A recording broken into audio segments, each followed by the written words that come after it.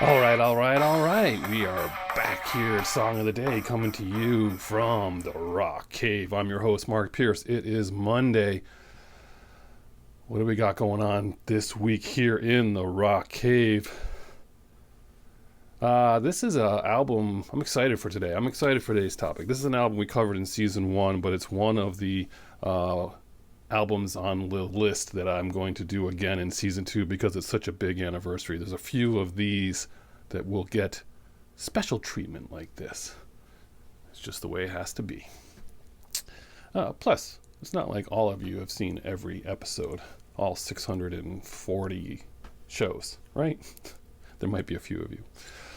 All right, we're going back to January 9th, 1984, when the biggest rock band on the planet, Van Halen, released their album 1984. What a big deal this was. This was huge, right?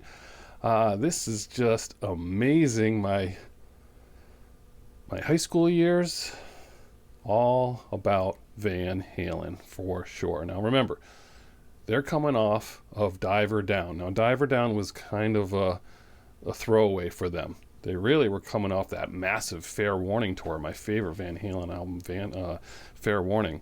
And they put out that single, Oh Pretty Woman. They were just going to put it out as a standalone single to hold them over until they had a new album. But it was so popular, it was such a surprise, the label said, hey, put out an album. So they threw together this Diver Down record with a lot of covers, a couple instrumentals, some weird songs on there. Strange record. Eddie Van Halen, unhappy with the way that went. He was already going towards synthesizers, and they were like, nope. And Ted Templeton and David Lee Roth won that battle with this one. And I like that. I like Diver Down, by the way, and that song Secrets is not played enough at all. But unhappy Edward Van Halen is building his own studio, 5150, and he starts playing around with synthesizers in his spare time, and he basically starts writing 1984 all by himself for the most part. And he finally goes in and they compromise, and he gets his way for the most part with more synthesizers. More synth! Eddie Van Halen was all about those synthesizers. And so that's what happened, and they put out this record. This record took a year to finalize. That's like, usually their records took 2 to 3 weeks to finalize. So this was a long process for them.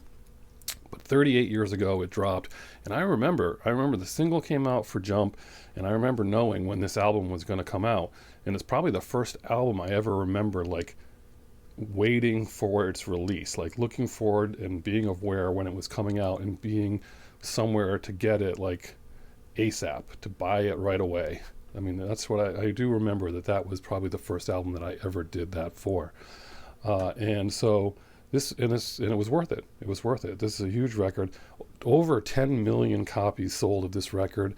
It stood at number 2 for 5 weeks because, like so many people, Michael Jackson's Thriller just held people at bay that year in 1984. But Edward Van Halen, of course, played that guitar solo on Beat It. So at least he had that share of that one. 4 singles off this one. Their only number 1 single, Jump. We'll get into the songs in just a minute, but I'm going to argue there should have been more singles off this record. And of course, famously, this is the last album featuring David Lee Roth until 2012. And I think it's the last one to officially have all of the original members on it, because I think there was a little bit of switching around and Wolfie playing on that one, that 2012 record. So I think that was like 12 years to complete that next one. But anyway, this was just monster record. Was it not just a monster record? I mean, of course, the song Jump and that video and the way he's dressed, and just such an iconic song, right? And in the middle of all of this, they're fighting over royalties too, like this whole mess about who gets paid and credited for what. This was a band that put all members down as writing credits, even if they didn't.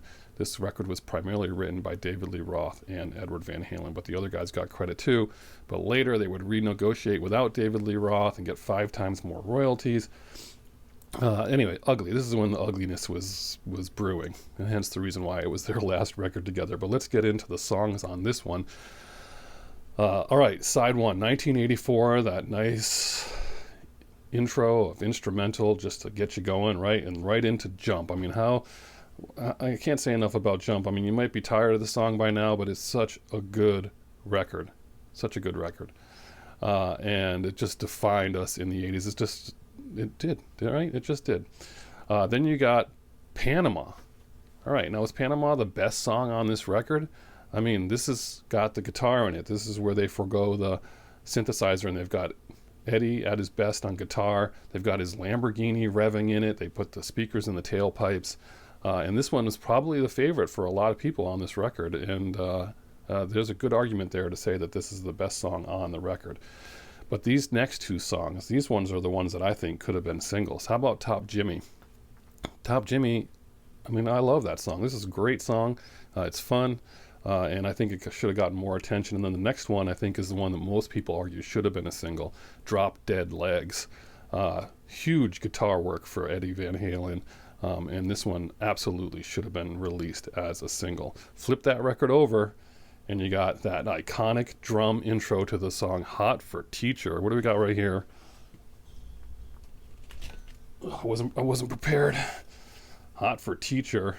And I mentioned this before. This Hot for Teacher, the B-side to this is Little Dreamer. Strange. Anyway.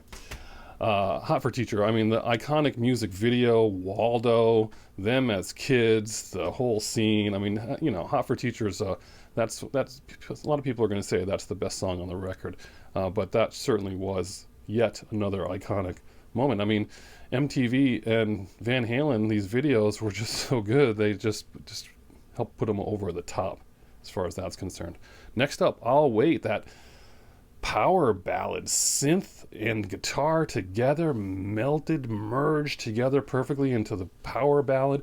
For some reason, not in the American version, but in the UK version, Michael McDonald is credited as partial songwriter for this song. Not sure what that's about, but I'll Wait is basically permission for heavier hard rock metal bands to do ballads, right? I mean, this is like one of the first ones to do that, I think, up there as far as doing hard rock, heavy metal instrumentals with pop vocals throughout this whole record. I mean, this would pave the way for this whole record would pave the way for the Bon Jovi, Guns N' Roses, Motley Crue permission to do all of that. Next up, Girl Gone Bad.